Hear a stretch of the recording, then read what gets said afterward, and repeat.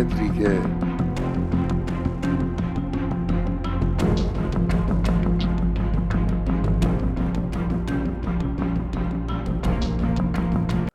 അമേരിക്കയിൽ Donald Trump നടപ്പിലാക്കിക്കൊണ്ടിരിക്കുന്ന പരിഷ്കാരങ്ങൾക്കെതിരെ അതിശക്തമായ പ്രക്ഷോഭമാണ് ഇപ്പോൾ നടന്നുകൊണ്ടിരിക്കുന്നത്. ട്രംപിന്റെ പരിഷ്കാരങ്ങൾക്കെതിരെ അമേരിക്കയുടെ വിവിധ നഗരങ്ങളിൽ പതിനായിരക്കണക്കിന് ജനങ്ങളാണ് തെരുവിലിറങ്ങിയിരിക്കുന്നത്. ട്രംപിന്റെ പരിഷ്കാരങ്ങൾ മൂലം അമേരിക്കയുടെ ഓഹരി സൂചിക കൂപ്പുകുത്തിയിരിക്കുകയാണ്. ഇതിനിടെയാണ് ഇസ്രായേൽ പ്രധാനമന്ത്രി ബെഞ്ചമിൻ നെതന്യാഹു അമേരിക്കയിലെത്തിയിരിക്കുന്നത്. ഇറാനിൽ നിന്നുള്ള ഭീഷണിയെ നേരിടുക എന്നത് തന്നെയാണ് നെതന്യാഹുവിന്റെ അമേരിക്കൻ സന്ദർശനത്തിന്റെ പ്രധാനപ്പെട്ട ലക്ഷ്യം. ആണവായുധം നിർമ്മിക്കണമെന്ന ആവശ്യം ഇറാനിൽ ഇപ്പോൾ വളരെയധികം ശക്തമായി കൊണ്ടിരിക്കുകയാണ്. ഇറാനിലെ മതനേതൃത്വം പറയുന്നത് ആണവായുധം നിർമ്മിക്കുക എന്നത് ഇസ്ലാമിക മൂല്യങ്ങൾക്ക് എതിരാണ് എന്നാണ്. പക്ഷേ ഇറാൻ സൈന്യവും ഇറാൻ പാർലമെന്റിലെ വലിയ വിഭാഗം അംഗങ്ങളും ഇപ്പോൾ ഇത് പുനഃപരിശോധിക്കണമെന്ന് ശക്തമായ ഭാഷയിൽ ആവശ്യപ്പെട്ടുകൊണ്ടിരിക്കുകയാണ്. ഇറാൻ ന്യൂക്ലിയർ ബോംബ് നിർമ്മിക്കുകയാണ് എങ്കിൽ ശത്രുക്കൾ ഇറാന് നേരെ ആക്രമണം നടത്തുവാൻ ധൈര്യം കാണിക്കില്ല എന്നും അത് മേഖലയിൽ സമാധാനത്തിന് കാരണമാകുമെന്നുമാണ് പല എംപിമാരും പാർലമെന്റിൽ വിഷയം ഉന്നയിച്ചിരിക്കുന്നത്.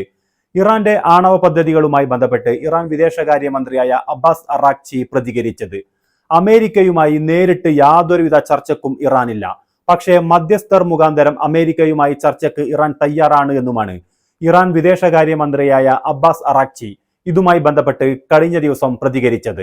എന്നാൽ ഇറാന്റെ ആണവ പദ്ധതികളുമായി ബന്ധപ്പെട്ട് ഏകപക്ഷീയമായ ഒരു നിലപാട് ആര് സ്വീകരിച്ചാലും അത്തരം നിലപാടുകൾക്ക് മുന്നിൽ ഇറാൻ ഒരിക്കലും മുട്ടുമടക്കില്ല എന്നാണ് ഇറാൻ വിദേശകാര്യമന്ത്രിയായ അബ്ബാസ് അറാഖ്ചി ഇന്നലെ പ്രതികരിച്ചത്.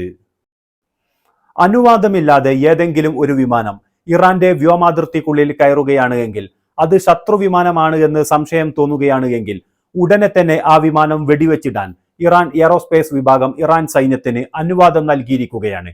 ഇറാൻ ശത്രുക്കളെ നേരിടുവാൻ എല്ലാ അർത്ഥത്തിലും ഇപ്പോൾ തയ്യാറായിരിക്കുകയാണ് എന്ന് തന്നെ പറയേണ്ടി വരും. ഇതിനിടെ റോയിറ്റേഴ്സ് കഴിഞ്ഞ ദിവസം ഒരു വാർത്ത റിപ്പോർട്ട് ചെയ്തിരുന്നു. തുർക്കി, Qatar, Kuwait, Bahrain, UAE, Iraq തുടങ്ങിയ രാജ്യങ്ങൾക്ക് ഇറാൻ ഒരു മുന്നറിയിപ്പ് നൽകിയിരിക്കുകയാണ്.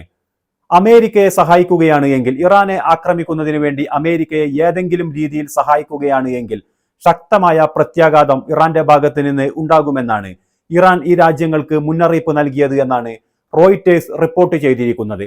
പക്ഷേ ഇതുമായി ബന്ധപ്പെട്ട് ഇറാന്റെ ഭാഗത്ത് നിന്നോ അല്ല എങ്കിൽ അമേരിക്കയുടെ സഖ്യകക്ഷികളായ ഈ രാജ്യങ്ങളുടെ ഭാഗത്ത് നിന്നോ പ്രതികരണങ്ങളൊന്നും ഇതുവരെ പുറത്തു വന്നിട്ടില്ല. ഇറാൻ മാധ്യമങ്ങളും ഈ വാർത്ത റിപ്പോർട്ട് ചെയ്തിട്ടില്ല. പക്ഷേ ലോകത്തിലെ ഏറ്റവും വലിയ വാർത്താ ഏജൻസിയായ റോയിറ്റേഴ്സ് ആണ് ഈ വാർത്ത ഇന്നലെ റിപ്പോർട്ട് ചെയ്തിരിക്കുന്നത്. ഇറാൻ മേഖലയിലുള്ള അമേരിക്കയുടെ സഖ്യകക്ഷികൾക്ക് ഔദ്യോഗികമായി തന്നെ ഇത്തരത്തിലുള്ള ഒരു മുന്നറിയിപ്പ് നൽകിയെന്നാണ് റോയിറ്റേഴ്സ് ഇന്നലെ വാർത്ത റിപ്പോർട്ട് ചെയ്തിരിക്കുന്നത്. യമനിലെ ഹൂത്തികളും അമേരിക്കൻ സൈന്യവും തമ്മിലുള്ള പോരാട്ടം അതിരൂക്ഷമായി തുടർന്നുകൊണ്ടിരിക്കുകയാണ്. തങ്ങളുടെ കയ്യിലുള്ള പരിമിതമായ ആയുധങ്ങൾ ഉപയോഗിച്ചുകൊണ്ട് യമനിലെ ഹൂത്തികൾ അതിശക്തമായി തന്നെയാണ് അമേരിക്കൻ സൈന്യത്തെ ഇപ്പോൾ നേരിട്ടുകൊണ്ടിരിക്കുന്നത്.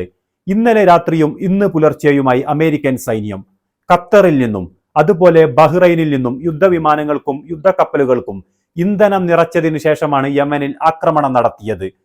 യമൻ തലസ്ഥാനമായ സനയിലും ഹുദൈദയിലുമാണ് ഇന്നലെ രാത്രിയും ഇന്ന് പുലർച്ചെയുമായി അമേരിക്കൻ സൈന്യം ആക്രമണം നടത്തിയത്.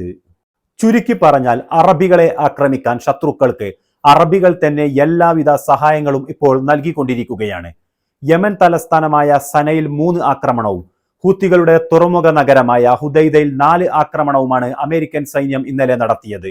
ഇതിൽ സെനയിൽ 4 പേർ കൊല്ലപ്പെടുകയും 25ഓളം പേർക്ക് പരിക്കേൽക്കുകയും ചെയ്തിട്ടുണ്ട് എന്നാണ് യമനിൽ നിന്നും പുറത്തുവരുന്ന റിപ്പോർട്ടുകൾ. അമേരിക്കൻ സൈന്യം സെനയിലും ഹുദൈദയിലും ആക്രമണം നടത്തിയ ഉടനെ തന്നെ ഹൂത്തികൾ അമേരിക്കക്ക് തിരിച്ചടി നൽകിയിരിക്കുകയാണ്.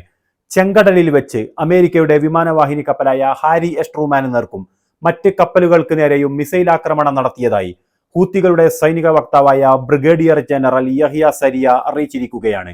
ഇതുമായി ബന്ധപ്പെട്ട് മറ്റ് വിശദാംശങ്ങളൊന്നും ലഭ്യമല്ല.